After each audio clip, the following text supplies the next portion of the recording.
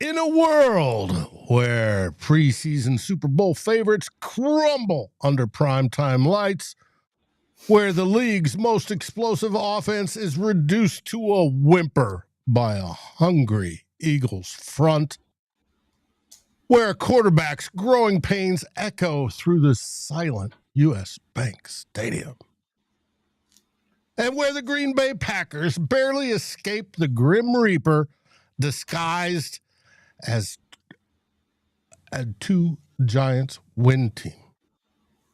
One team, one ridiculed, forgotten, quote, rebuilding team has risen from an 0-2 grave.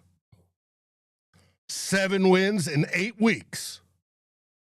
5 fourth-quarter comebacks. A former Lions mastermind now tormenting his old kingdom. For the first time in 7 long years, the Chicago Bears stand alone atop the NFC North. The Lions are stunned. The Packers are relieved but rattled. The Vikings are heartbreaking once again. This is no fluke. This is chaos. This is war. 4 fan bases, 1 division, 0 mercy. In a world where nobody saw this coming, who will be king? Let the battles begin.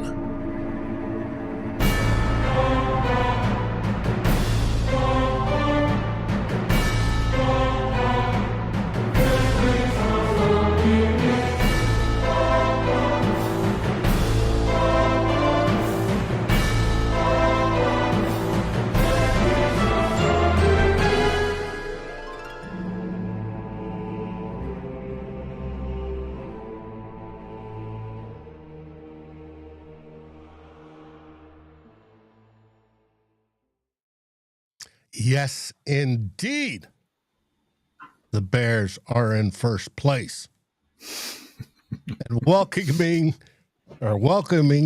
my crew here today, we have Foster from Bleachers to Speakers, the Detroit Lions representative.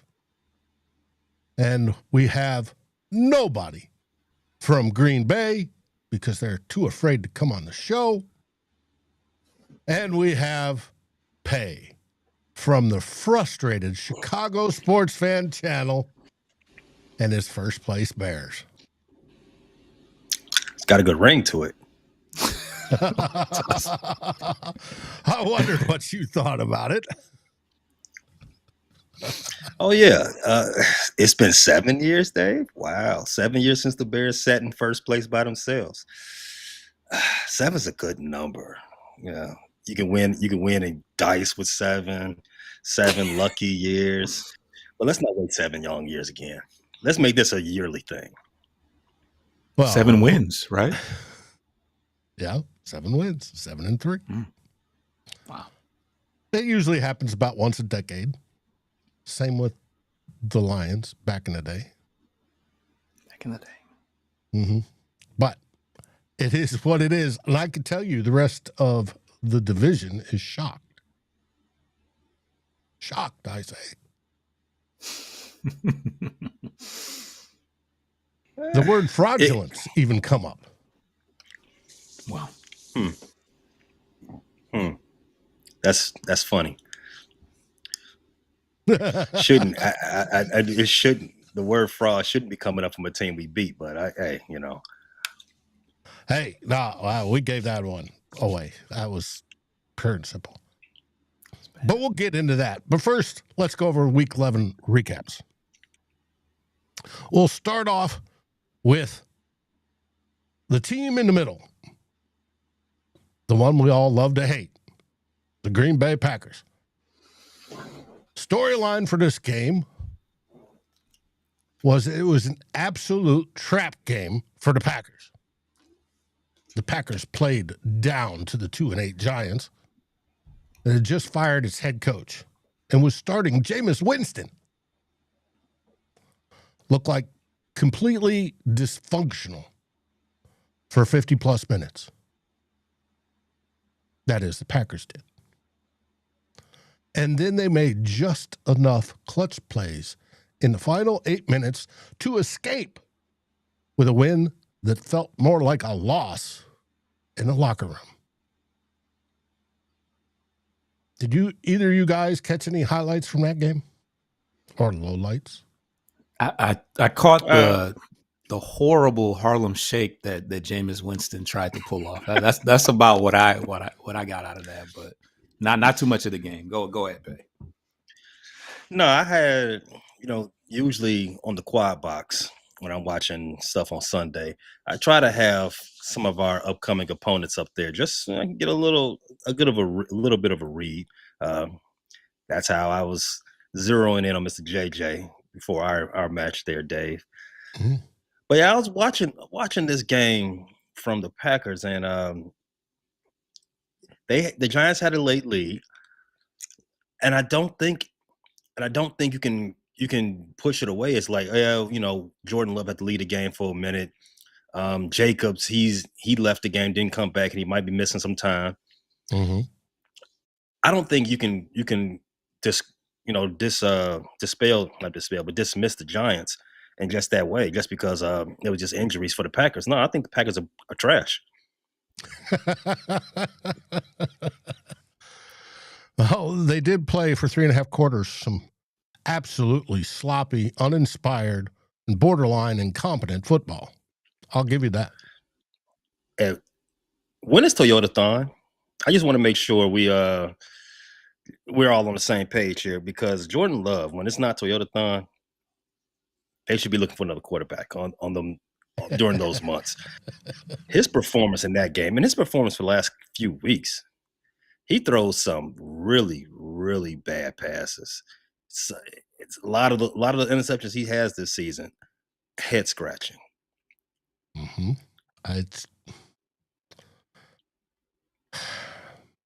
Hopefully, though, that'll change.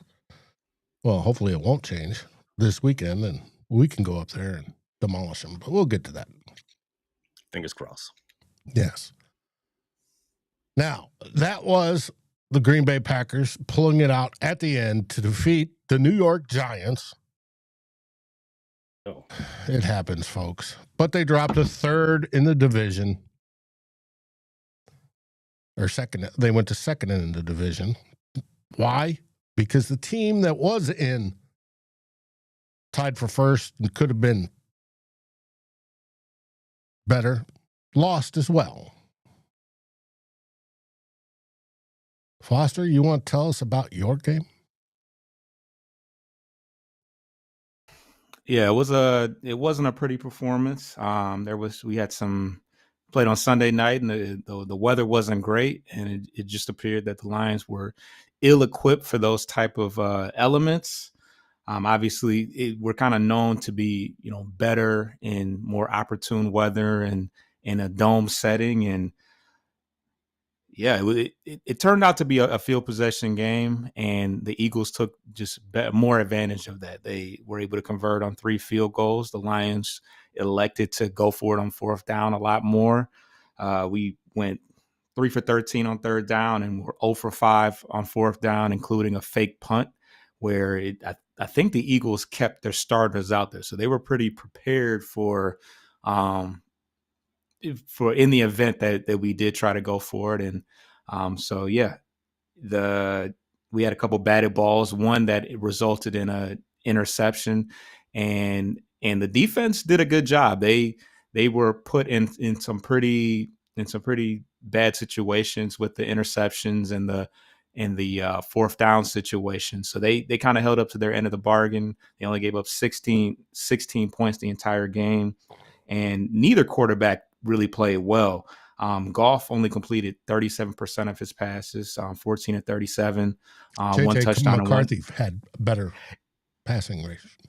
Yeah. I didn't think, after watching that game earlier, I didn't think it could, a quarterback performance could be much worse. But Jared Goff said, "Hold my beer. I got one better for you." Obviously, him playing quarterback in gloves is not his forte.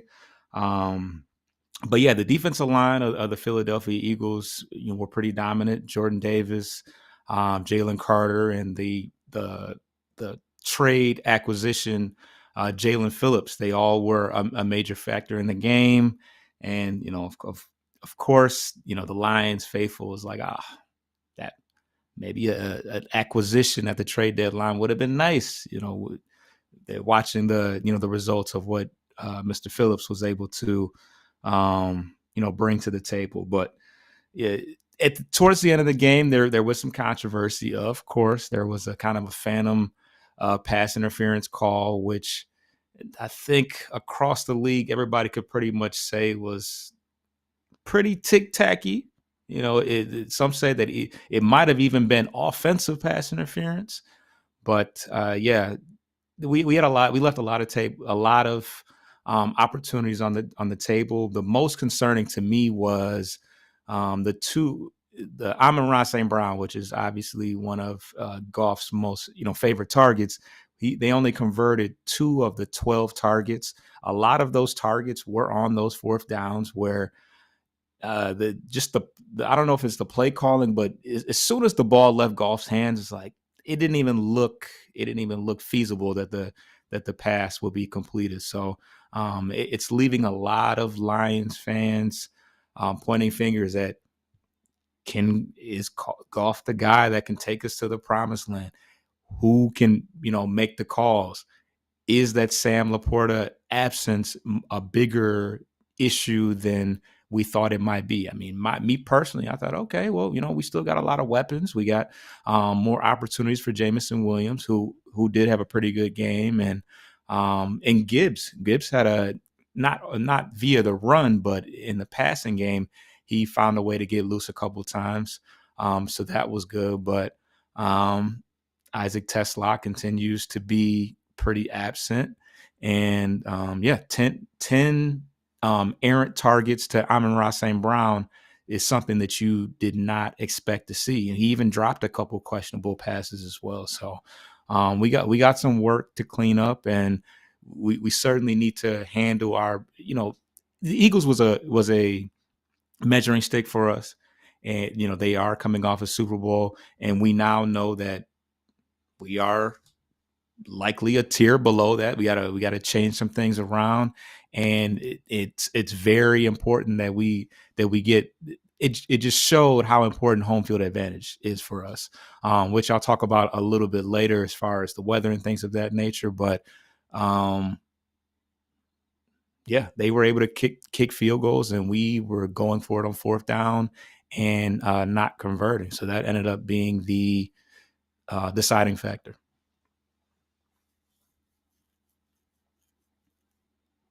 I heard Man Campbell even apologize for some of his failed play calls. It wasn't great.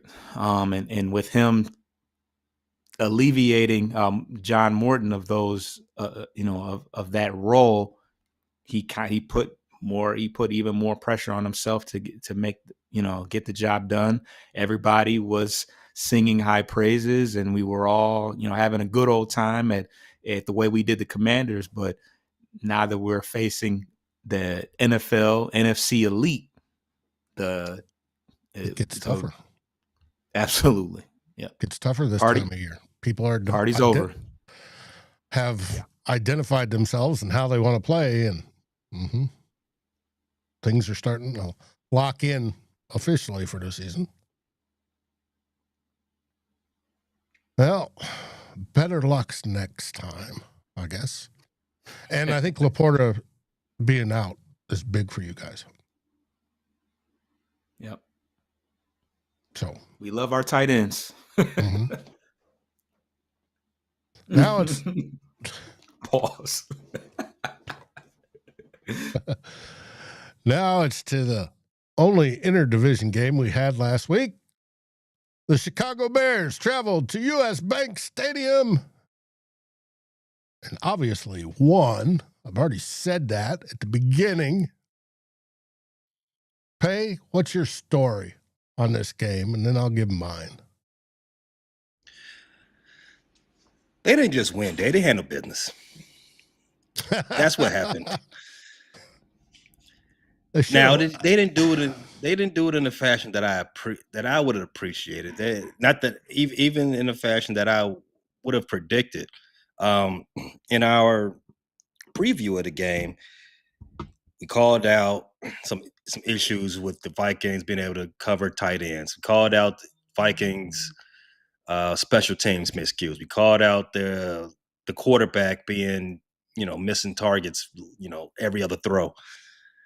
And with that, I thought that the Bears would be able to actually win a game without, me having to go do some deep breaths outside and with some, it's get some air, right?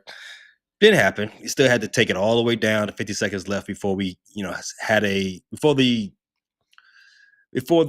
win was in clear vision. That part I didn't enjoy. However, a win is a win, and I'm not going to apologize for that, though, Dave. I'll cede it to you. No, I'm seeing a lot of your fans say they've had enough with this cardiac team because it's coming down to the last second every last time for you guys to win. Now, I thought it was, for us, a tale of 3/4 of the game and then the comeback at the end, where suddenly everything seems to work. It was obviously we went up ahead first. Then you guys came back, and it was relatively slow game most of the game. You guys led most of it all up until the fourth quarter when we went to a tempo offense. And with that tempo offense, J.J. McCarthy didn't have to think so much. And he settled down, and he made completion after completion after completion, versus before when he would, every other pass or every third pass, he'd just sail it over the receiver or throw it behind him or whatever he was doing, be off target. His feet were constantly dancing. His stance was too wide. There's all sorts of mechanical issues. But he came back, and we drove the field, and we took the lead. But we left 50 seconds on the clock. And instead of our special teams coach opting to blast it through the end zone and having our defense make sure they stop you, no. He kicked off to one of the best returners in the business this year. And it was returned for 54 yards.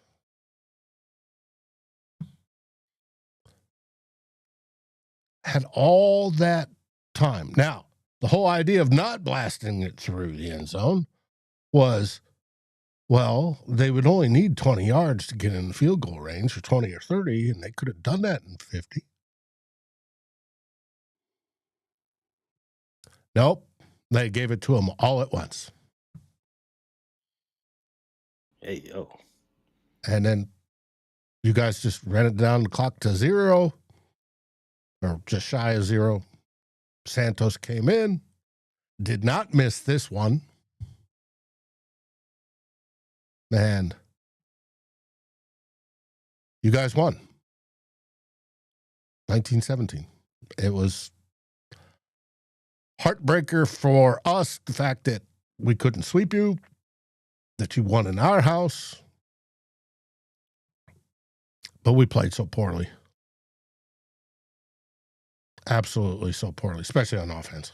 It was bad. We had Justin Jefferson dropping footballs, Jordan Addison dropping footballs, TJ Hawkinson dropping footballs. Those guys are supposed to be the ones that help J.J. McCarthy mature. And I'm talking, they drop footballs. They hit their hands, and they drop footballs. And we've got fans saying, well, he throws it too hard. No. Yeah, he does, but that's not the reason a wide receiver, Pro Bowl wide receivers, Pro Bowl tight end, Pro Bowl wide receiver, they should catch those. They didn't. We even had the run game going. It was efficient. Well over 5 yards per carry with both backs. You think we could stick out the win in an ugly win? Nope. So the Minnesota Vikings dropped to 4-6 and have a 2-point-something% chance of making the playoffs and are last in the division. And they made the Bears first in the division.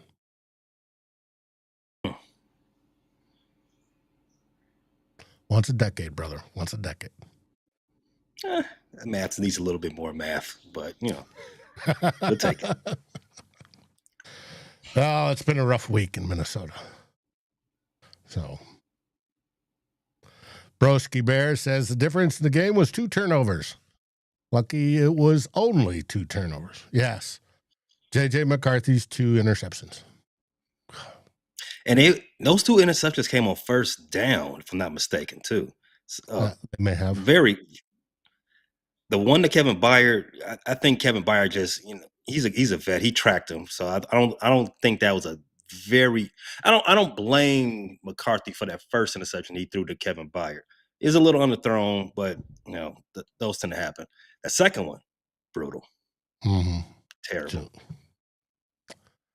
It was. So I've been in a pissy mood all week, but I hope I cheered you up today. Oh, yeah, you definitely cheered me up, Dave. Yeah, I love the cadence in which you gave all the Bears their flowers. First place and all this other, Bears then stumble over themselves. The cadence in which you spoke, oh my God, it was maybe too messy, Dave. Too messy with glee. Okay. It was very difficult to keep this table from rising. Just FYI, but I enjoyed it. Thank you for cheering me up. Okay.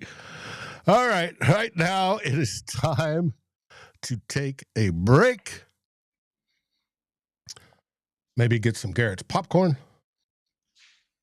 so we can earn a little bit of money and I can keep myself in whiskey because Lord knows the Vikings make me drink. And we'll be right back.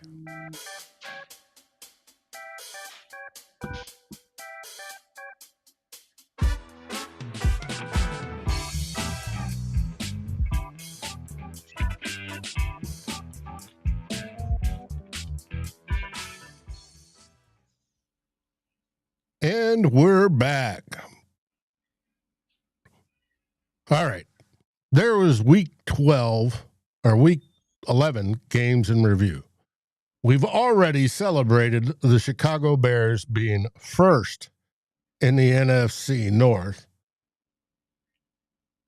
We're going to see if that lasts till the end of the season, but we'll see. Now it's on to week 12. In the first game on the docket, we all play Sunday at noon Central, 1 Eastern. First game on the docket is the Pittsburgh Steelers at Chicago Bears. Does Aaron Rodgers play, and does he still own Soldier Field? Emphatically no. And if he pull his skirt down and don't play B, we can prove it to him come Sunday. Yeah, I'm talking directly to you, Aaron Rodgers. We want the old man to come on out there. Come on out to play. We're doing just like the Warriors back in the 70s. You're clanging them bottles together. Come out here to see us. We want our lick back. Come see us. Play. Great movie. Yeah, absolutely one of my great favorites. Movie. Way before your time, Foster.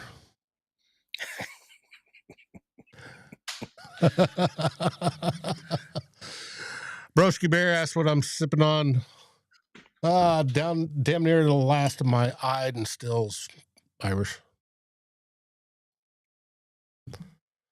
Been busy today. It's been a rough day. It's been a rough week. But, all right, so you think the Bears are going to handle the AFC North leaders, Pittsburgh Steelers, with ease? Leaders, wow. Ease, the Bears don't do anything with ease, Dave. Even when I say it's supposed to be easy, they tend to leave a lot to be desired in that category. Let me tell you about the Pittsburgh Steelers, though. Their offense leaves a lot to be desired as well.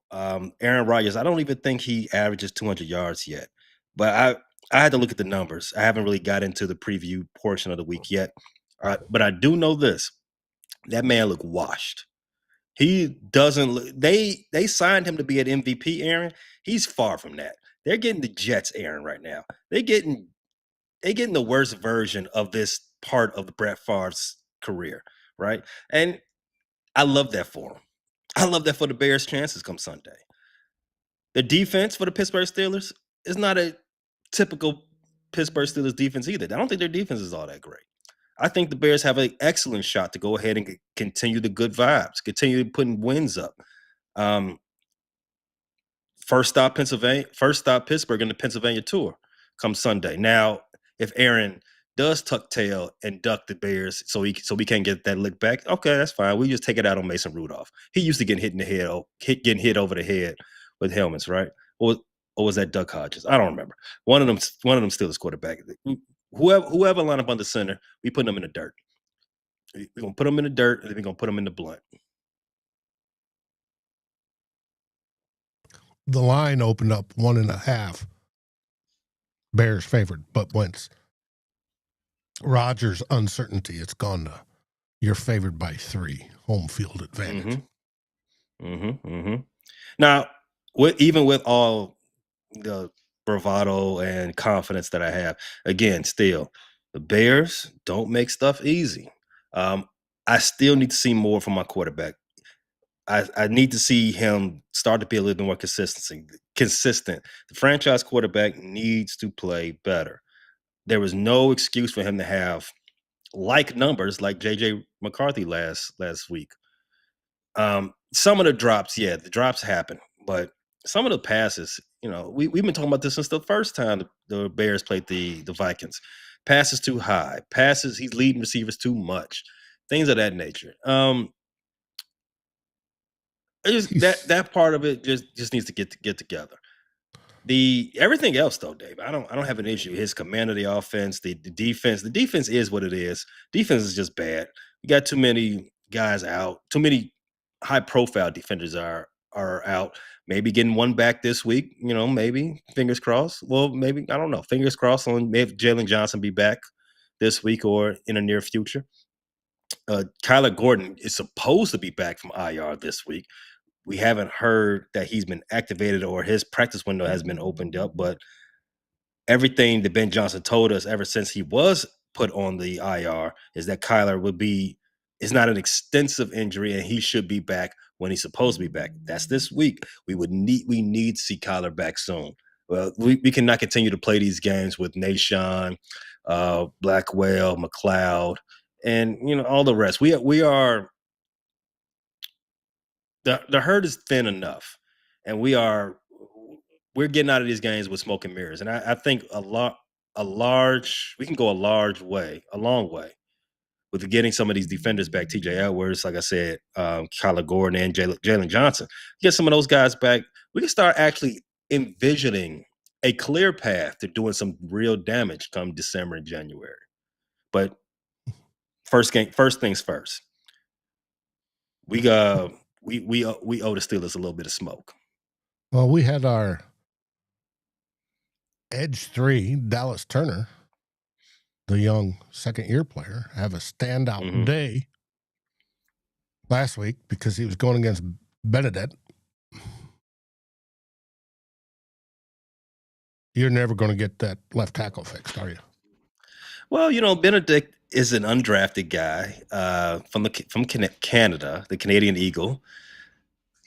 He is not supposed to be out there, Dave. The guy who came into camp, number one on the depth chart, Braxton Jones, he's on IR right now.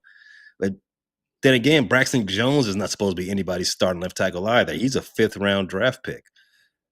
I would assume that no matter how this season ends for the Bears, I would assume left tackle, if the chips fall where they may. I mean, if the chips fall where they happen, you may not, a left tackle may not be available to us whenever we draft. But I would assume that is high on the shopping on the shopping list when the offseason does open up in late February, whether that's in the draft or in free agency. You don't usually see free agent left tackles, at least good ones. So I wouldn't expect that to happen. But we definitely need an upgrade there, Dave. You called that right. Dallas Turner should not have been whooping anybody to the extent that Theo was getting whooped. But luckily for us, Caleb Dallas Turner basically only has one move, and it's speed to power. Mm-hmm. And he was whooping Benedict. Canada's. It looked like they're trying to get us back for some of them tariffs, but I need a little bit more out of you, Theo. I need a little bit more. Well, we'll see. The Steelers tend not to do well on the road, and they are playing in your house. Has the snow melted in Chicago? Yeah, the snow. It snowed early last week, right? I heard a couple days ago. You guys had thunder snow, which I've been lucky enough to see. Thunder snow. The Midwest weather is funny. But no, it was last weekend. Chicago had 60, 70 degree weather. It's it's no snow out there. It's just it's just regular late fall weather now. Perfect football weather for Chicago versus Pittsburgh. It should be. Then we have the New York Giants, who should have beat the Packers, going to Detroit. Does Detroit get better in this game, Foster? Yeah, I think this has all the makings of a get right game. It mirrors to the Commanders a little bit in that game we had, as far as them being injury riddled and having some key pieces out offensively. They're a team that has struggled defensively all year, and we're 3-1 at home. We don't really do the losing streak thing, so I expect us to get back going. Obviously, depending on whether or not Jackson Dart passes concussion protocol, that'll impact how we prepare. But we know he's a dual threat quarterback that likes to run, and I think their running game is kind of the basis of what they like to establish. They were able to run pretty good against the Packers. They had over 100 yards rushing, and despite the fact that Scatterball is out, they still have a pretty decent running tandem of Tyrone something, and Devin Singletary. So, Tyrone limited Tracy. That's what it was. I want to say Taylor. Yeah, Tracy. Limiting their ability to run the ball, whether it's through their quarterback with Jackson Dart or with their running backs, is going to be a big part of that game. And although the defense has struggled all year, they do have some pretty talented defensive linemen: Brian Burns, Abdul Carter, Dexter Lawrence. They haven't got to the quarterback as well as they have in past years, but we haven't protected quite to the level as we did last year. So always something that we have to factor into the game. But I think that with all the recipe of us coming back home, being back in the dome, I think that it's going to make for a better opportunity for us to win the game. And luckily, the next 7 games, we will actually be playing in a dome, whether it's against the Rams, against the next 7 games are in a dome. The last game, of course, we are not. That'll be in Chicago against the Bears. So obviously that will be outside, probably in that snow we spoke of earlier. Unfortunately. Oh, and we did activate this week. We had to make a decision on Malcolm Rodriguez. His window has been open for 3 weeks, and he is returning. He was a full participant in practice, but Terrion Arnold, who was out last week, still isn't practicing. Kirby Joseph still isn't practicing, and Brian Branch, who played in the game last week, did not participate in practice with a toe injury. I don't know how serious that is, but that's a lot of defensive players. The defense played great. The defense as a whole played great last week. So I'm not too worried about that, but I would like to see these guys get healthy. Gotcha. By the way, you are 10.5 to 11.5 point favorites to win this game at home. It's a lot. That is a lot. That's a huge amount. So we'll see. I expect you guys will win because you're at home and in a dome, and you guys play better in a dome. Just like I'd like to say we do, but that's not the case this year. All right. Speaking of we being the Minnesota Vikings, we travel up to the Green Bay Packers, or over to the Green Bay Packers. FGB. FGB. It's FTP. It's a divisional rivalry, obviously. Playoff implications. The Packers are 6-3-1. If they lose again, they drop, and we win. We keep our playoff hopes barely alive. It's going to be another classic border battle of Lambeau. Packers are favored, but not by much. They're favored by 6 to 6.5, which I think is a joke, but okay. They're injury riddled. We're going to find out. Running back Josh Jacobs has a knee contusion. We probably won't find out until Friday whether he's even got a chance to play. Now, there's no supposed damage other than it's a contusion, which means a deep bruise. There's no ligament damage or anything like that, so he won't need surgery. The Packers have ongoing receiver issues. And Jordan Love excels against the blitz. Well, sometimes. But we'll find out if he can do that against Brian Flores. We swept him both times last year. Hopefully we'll do that the same this year. This is our first of the 2 matchups. And we'll find out. We play them week 18 in our house to end the season. Hopefully it will be for a playoff berth, but we will see.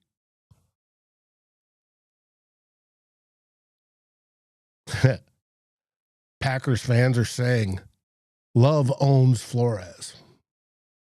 Okay, that's why you went 0-2 last year. And I think it was Yikes. Lost the year before too? No, I don't think so. They're hoping for Lambeau magic. That's what they're hoping for. That's probably to not get blackout drunk before the kickoff so they can watch their team lose. But we'll see. But our game is on Fox. Most of Fox National will have it, except for from about Detroit eastward, we'll have the Lions and the Giants. Pay your games on CBS. Hosting the Steelers. Always cross. Never. Yeah. AFC teams got to play on CBS. That's not my fave. Go ahead and hurry up and win that game real fast. We get back to Fox where we belong. But I can't wait. It's another game over free air TV, which makes me wonder why I buy Sunday ticket. But when I only have to watch it like 6 games of the year. But that's coming into this season. We'll probably get a lot of less TV time next year. So, oh yeah. You see Dave, you spoke too loudly.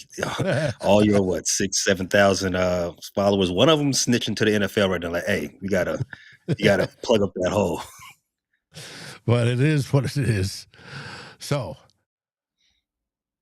I'm assuming, Pay, you think your team's going to win this weekend? Oh yeah. Water gun to my head.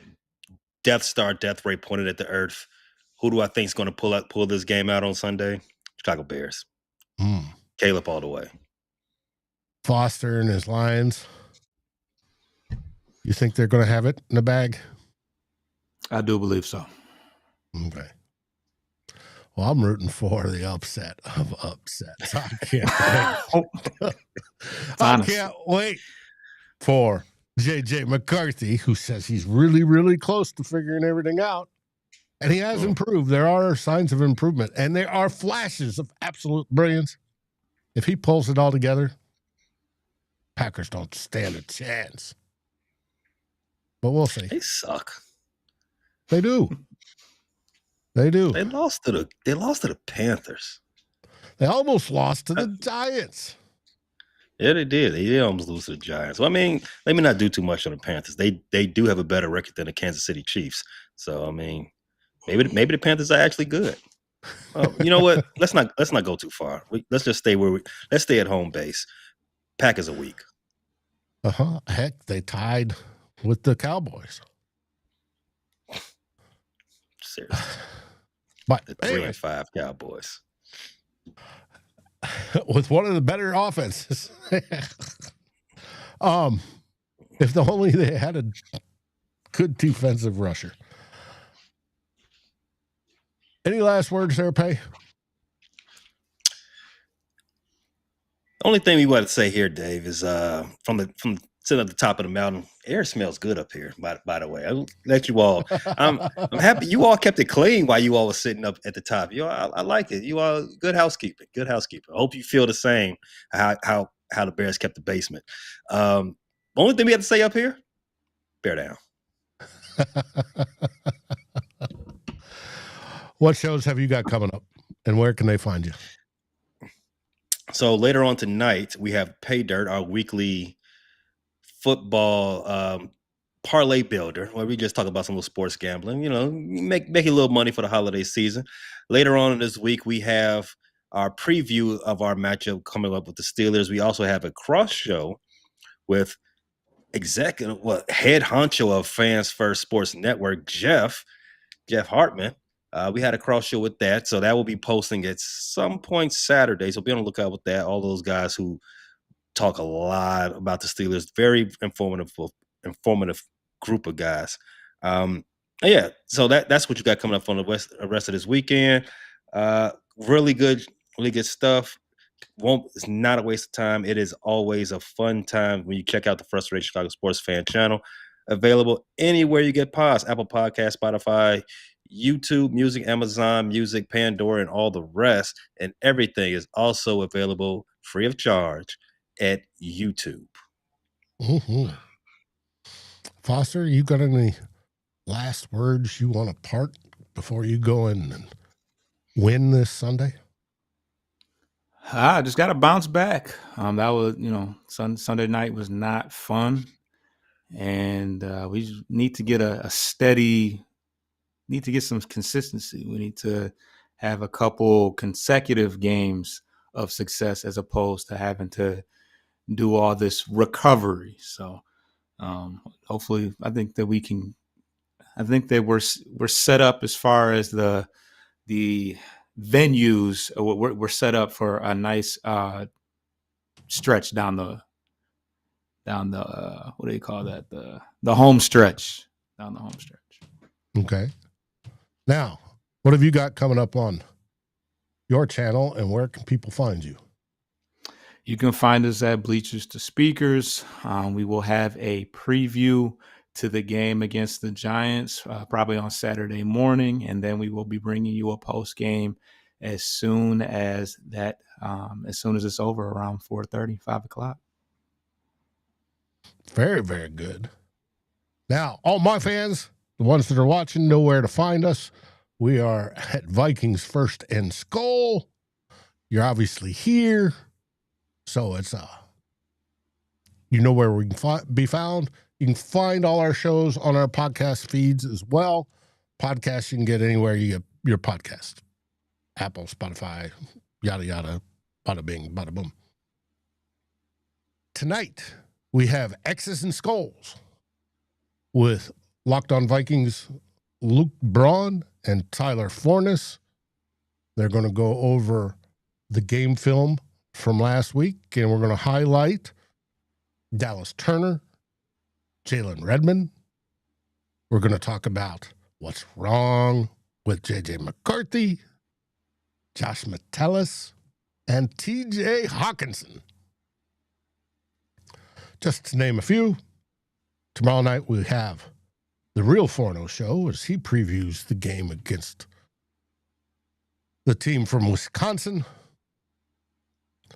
And then we have two old bloggers on Saturday as we wrap up and do our long form style of what's happened this week. And we look at the game with the inside and the numbers, and Drew Bunting joining us for that. There you can always find us. So, hey, what do they say in Chicago? Bear down. The Bears. Foster, what do they say in Detroit? Ah, come on. And of course, in Minnesota, we say SKOL Vikings. Like, subscribe, and rate us on your favorite podcast aggregator. Thank you for listening to this NFC North group effort on the Fans First Sports Network.